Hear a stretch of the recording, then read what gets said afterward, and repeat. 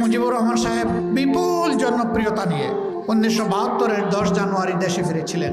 দেশ শাসন শুরু করলেন, কিন্তু 4টা বছরও তিনি শাসন করতে পারলেন না। তার দলের লোকেরা অপরাধে এতটাই জড়িয়ে গেল, তিনি তার লোকদের দিকে লক্ষ্য করে বলেছিলেন, স্বাধীন হলে সকল দেশের নেতারা পায় সোনার খনি, আমি পেয়েছি চুরের খনি। কারে দিয়ে দেশ গড়ব?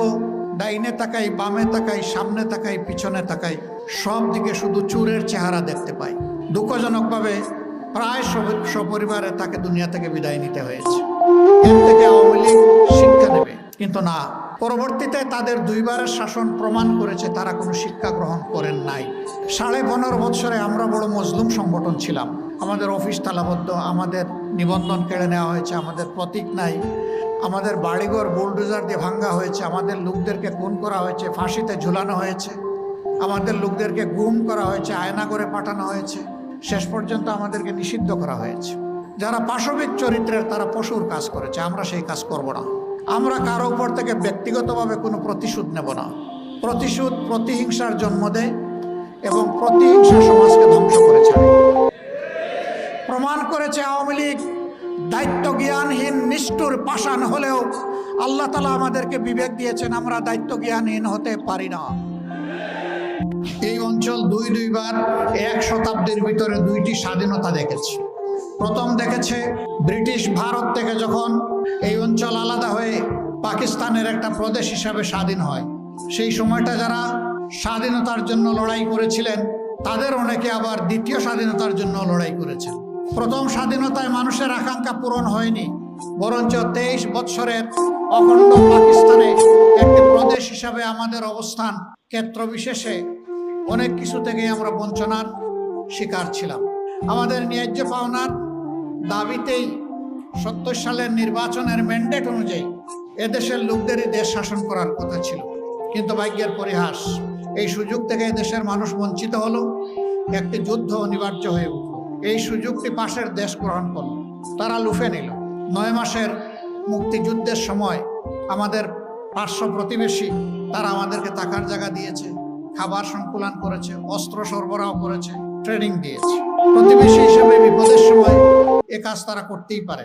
নিঃসন্দেহে যদি কোনো স্বার্থের বিনিময়ে না হয়ে প্রতিবেশীর প্রতি দায়িত্ব পালনের জন্য হয়ে থাকতো, তাহলে নিঃসন্দেহে এটি প্রশ্নের ঊর্ধ্বে একটি মহৎ কাজ হিসাবে বিবেচিত হতো। কিন্তু আমরা কি দেখলাম? আমরা দেখলাম 9 মাসের যুদ্ধের শেষ প্রান্তে এসে যখন পাকিস্তান দখলদার বাহিনী আত্মসমর্পণের সিদ্ধান্ত নিল, 9 মাস যার নেতৃত্বে মুক্তিযুদ্ধ হলো, সেই মুক্তিযুদ্ধের প্রধান সেনাপতি জেনারেল উসমানীকে বাংলাদেশে আসতে দেওয়া হলো না। তাকে ত্রিপুরার রাজধানী আগরতলায় আটকে রাখা হলো। তিনি মুক্তিযুদ্ধ পরিচালনা করলেন, কিন্তু পাকিস্তান বাহিনীর আত্মসমর্পণটা স্বচক্ষে দেখার সুযোগটা থেকে তাকে বঞ্চিত করা হলো।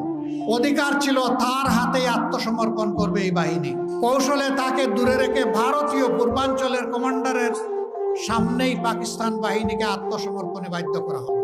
এবং সেই দিন 93,000 যাদেরকে লৌহ বাহিনী বলা হতো, আয়রন ট্রুপ, তাদের সমস্ত সামরিক যানবাহন, যুদ্ধাস্ত্র, রেশন, গাড়ি ঘোড়া সব কিছু উজাড় করে ভারতে নিয়ে যাওয়া হলো। ভারত 54 বছরে আমাদের নেওয়া অস্ত্র, গোলাবারুদ, গাড়ি ঘোড়ার কিছুই ফেরত দেয়নি, এমনকি গুলির একটা খোসাও আমাদেরকে ফেরত দেয়নি। স্বাধীনতা বা মুক্তিযুদ্ধের সময় তারা আমাদের যে সহযোগিতা করেছিল, এক ট্রিপেই সব তারা উসল করে নিয়ে গেল।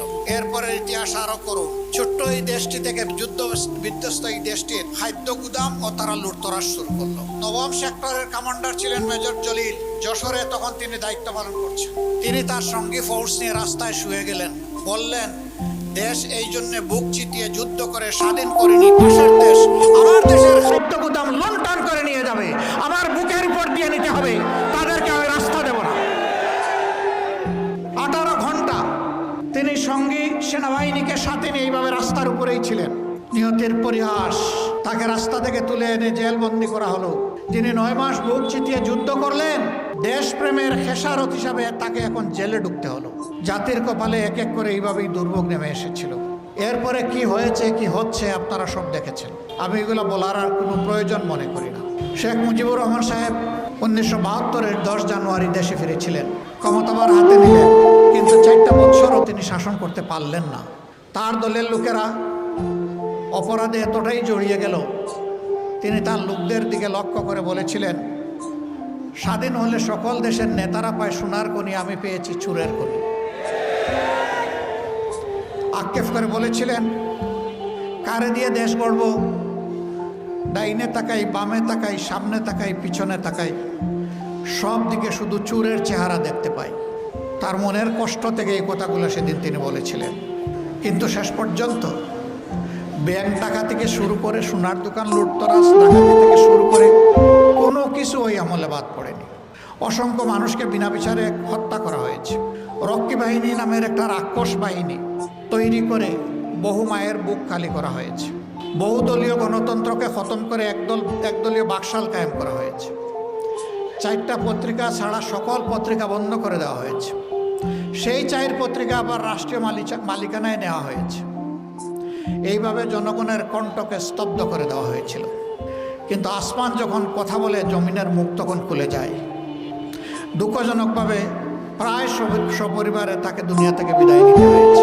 জনগণ আশা করেছিল এর থেকে আওয়ামী লীগ শিক্ষা নেবে, কিন্তু না। পরবর্তীতে তাদের 2বারের শাসন প্রমাণ করেছে তারা কোনো শিক্ষা গ্রহণ করেন নাই। বিশেষ করে শেষ 15.5 বৎসর এক নাগাড়ে তারা দেশের উপর শাসন নামক তাণ্ডব চালিয়েছিলেন। এই সময়টা সেই আগের পুরানা কায়দায় সকলের কণ্ঠকে স্তব্ধ করে দেওয়ার তারা চেষ্টা করেছেন।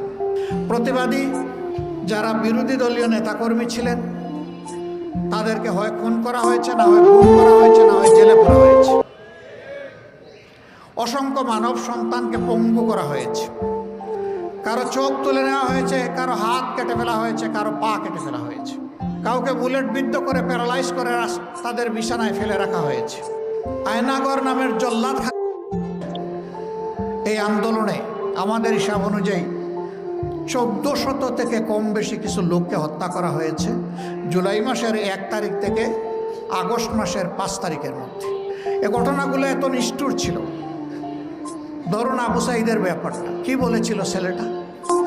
বলেছিল, আমাদের দাবি অত্যন্ত সহজ সরল ছোট, চাকরির কৌটাটা আপনারা সংস্কার করুন, যৌক্তিক সীমায় নামিয়ে আনুন, আমাকে আমার অধিকার দিন, আর অধিকার দিতে না পারলে একটা গুলি দিন। তারা অধিকার দেয় নাই, তাকে গুলি দিয়েছে। সে ডানা মেলে বলেছিল, বুকের ভিতরে তুমুল ঝড়, বুক পেতেছি, গুলি কর। তার আস্থা ছিল তার দেশের পুলিশ তার বুকে গুলি করবে না, তার অধিকার দেবে। অধিকার দেওয়া হয়নি, তাকে গুলি উপহার দেওয়া হয়েছে। সেই গুলিতে লুটিয়ে পড়ার পরেও তার লাশ নিয়ে রাজনীতি করা হয়েছে। আল্লাহর বিচার, রাখে আল্লাহ মারেকে, ধরে আল্লাহ ছাড়েকে। বন বাড়তে বাড়তে একসময় পুড়ে একটা বাহিনীর গাড়িতে একটা তরতাজা যুবককে তুলে নেওয়া হলো। পিটিয়ে পিটিয়ে তাকে আদমরা করে গাড়ি থেকে নিচে ফেলে দেওয়া হলো এবং তার উপর দিয়ে গাড়ির চাকা চালিয়ে দেওয়া হলো। এই দৃশ্য দেখে মা বোনেরা অন্তর সামলাতে পারেননি, তাই কুলের শিশু নিয়েও তারা রাস্তায় নেমে পড়েছিলেন। বাঁচতে হবে, বাঁচার জন্য লড়তে হবে। তারা সে লড়াইটাই করেছেন সফলভাবে। আশুলিয়ায় তরতাজা মানুষগুলোকে পিটিয়ে পিটিয়ে আদামরা করে ট্রাকে ছুঁড়ে মারা হলো, পেট্রোল ছিটানো হলো, জিতা মানুষকে আগুন দিয়ে পুড়িয়ে মারা হলো। চিন্তা করা যায়? এই দেশের মানুষ, তারা এই দেশেরই লোক যারা শাসক ছিলেন, বিভিন্ন বাহিনীতে যারা কর্মরত ছিলেন, তারা তো এই দেশেরই মানুষ। তাদেরই কারো না কারো সন্তান হয়তো এর মাঝে থাকতে পারত, কিন্তু সেই নিষ্ঠুর আচরণগুলো করা হয়েছে। এমনকি রাজপথে গুলি করে তারা শান্ত হননি, ক্ষান্ত হননি, আকাশ থেকে গুলি করে পাকের মতো মানুষ মেরেছে।